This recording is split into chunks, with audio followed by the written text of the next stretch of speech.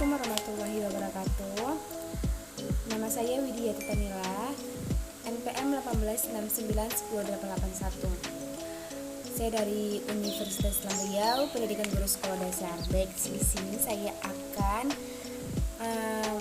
menyeminarkan proposal saya tentang penelitian tindakan kelas dengan judul upaya meningkatkan berhasil siswa dalam pembelajaran IPA melalui penggunaan alat peraga pada kelas 5D SDN 114 Pekanbaru.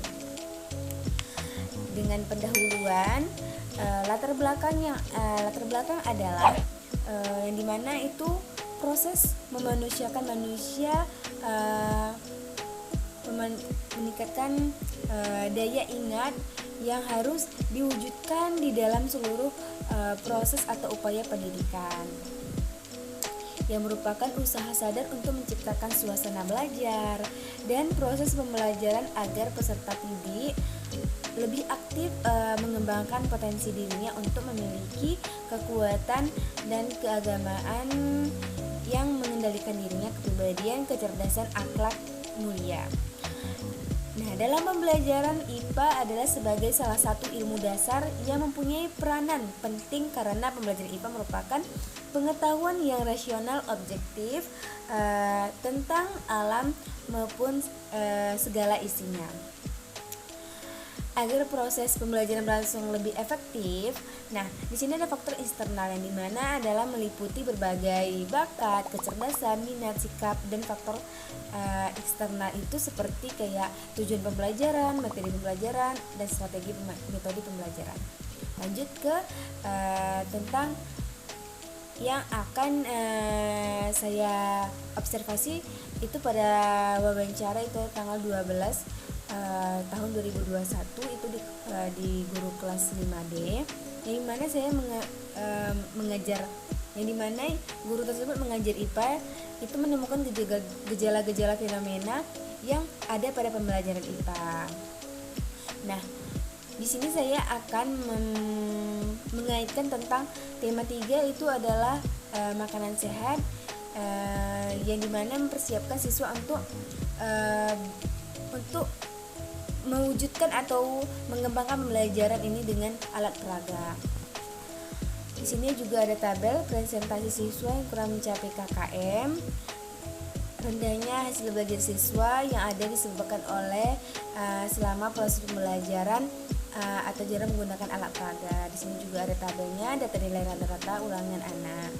Lanjut ke identifikasi masalah, itu adalah terdapat siswa kurang memahami atau materi yang dipelajari yang disampaikan oleh guru, kurangnya media pembelajaran yang ada, rendahnya hasil belajar siswa. Lalu ada batasannya, yang dimana meningkatkan hasil belajar siswa yang telah menggunakan alat peraga. Dan alat peraga ini menggunakan ada video pembelajaran, gambar, book, dan lain sebagainya. Lalu dengan rumusan masalah, yang dimana adalah bagaimana penggunaan alat peraga dapat meningkatkan hasil belajar IPA siswa kelas 5 SDN 114 Pekanbaru. Tujuannya adalah meningkatkan hasil belajar siswa dalam pembelajaran IPA melalui penggunaan alat peraga pada siswa kelas 5D SDN 114 Pekanbaru. Di mana situ ada manfaat penelitian juga, ada bagi guru, bagi siswa, bagi sekolah, dan bagi peneliti. Lanjut ke penelitian relevan. Di situ ada di sini saya sudah menjelaskan ada berbagai dua penelitian, di mana dengan judul penggunaan alat peraga untuk meningkatkan hasil belajar sama dengan judul penelitian relevan yang kedua. Lanjut ke kajian teori dengan hasil belajar, yang dimana pengertian belajar dan hasil belajar. Nah, belajar ini adalah suatu situasi atau stimulus bersama dengan isi yang mengaitkan mempengaruhi suatu hal yang nyata. Yang dimana belajar ini harus adalah sangkut paut dengan berupa situasi atau kondisi yang ada pada saat proses pembelajaran. Bagaimana dengan hasil belajar? Itu adalah menurut para ahli juga adalah demografik, yang dimana ternyata perubahan tingkah laku pada seseorang itu adalah misalnya dari tidak tahu menjadi tahu. Bagaimana dengan disimpulkan bahwa hasil belajar yaitu adalah kemampuan yang dimiliki siswa dari pengalaman proses belajar yang sudah dipahami atau sudah dipelajari tersebut. Lanjut ke faktor-faktornya. Di sini adalah faktor kematangan, faktor kecerdasan, faktor latihan ulangan, faktor motivasi, faktor pribadi. Dan lanjut juga ciri-ciri hasil belajar, yang dimana di situ adalah siswa mengingat fakta atau prinsip konsep yang telah dipelajari. Siswa memberikan contoh konsep prinsip yang telah dijelaskan dan lain sebagainya. Sudah ada tera di ciri-ciri menurut para ahli Nanda Sudjana yang ada di slide selanjutnya. Lanjut ke dengan alat peraga, yang dimana alat peraga ini adalah untuk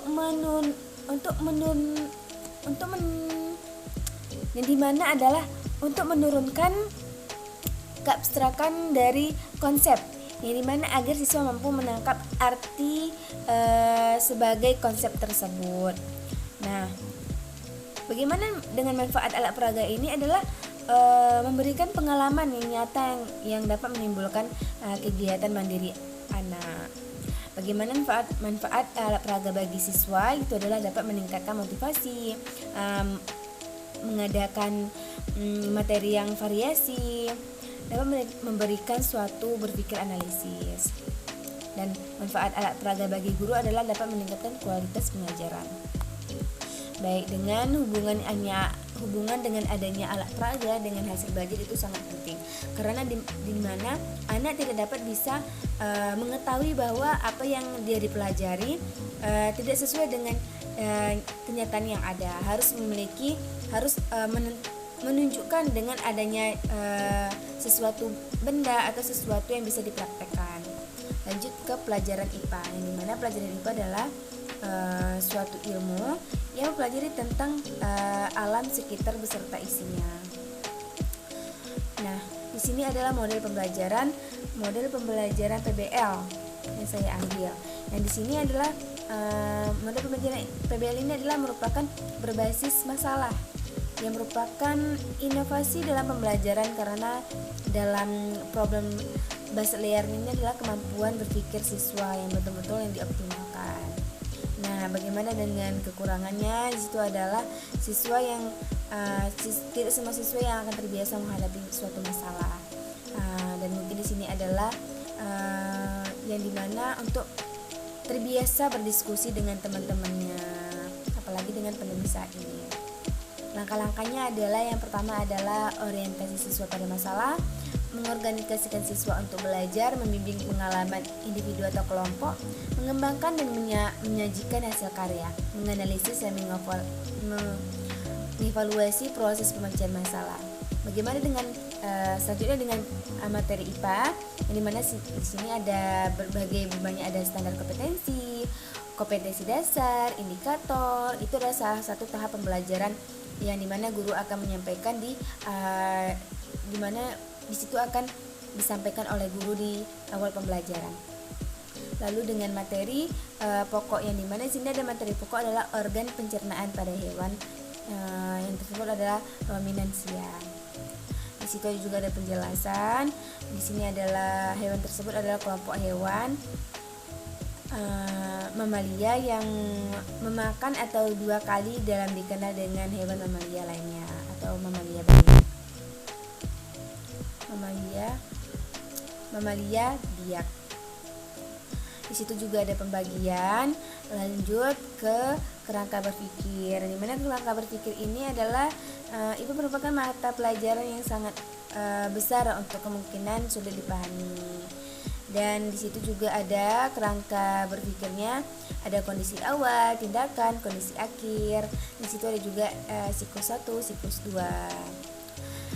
Lanjut ke dengan hipotesis tindakan, yang dimana hipotesis tindakan di sini saya akan terapkan adalah menggunakan alat peraga dalam pembelajaran IPA pada tema 3 yaitu makanan sehat. Di situ ada materi organ pencernaan pada hewan. Yang akan saya observasi adalah di kelas 5 SDA 114 Pekanbaru. Lanjut ke metode penelitian. Di situ adalah tempat dan waktu. tepatnya di SDN 114 Pekanbaru, yaitu pada tanggal 12 Maret 2021. Lanjut ke subjek penelitian. Di sini sudah ada subjek penelitiannya, jadwal pelaksanaan penelitian. Di sini sudah ada tabel. Di sini bisa dilihat. Di situ ada siklus 1 perencanaan, pelaksanaan, lanjut ke pengamatan, refleksi, dan begitu juga dengan siklus kedua ada perencanaan sama dengan pelaksanaan, pengamatan, dan refleksi.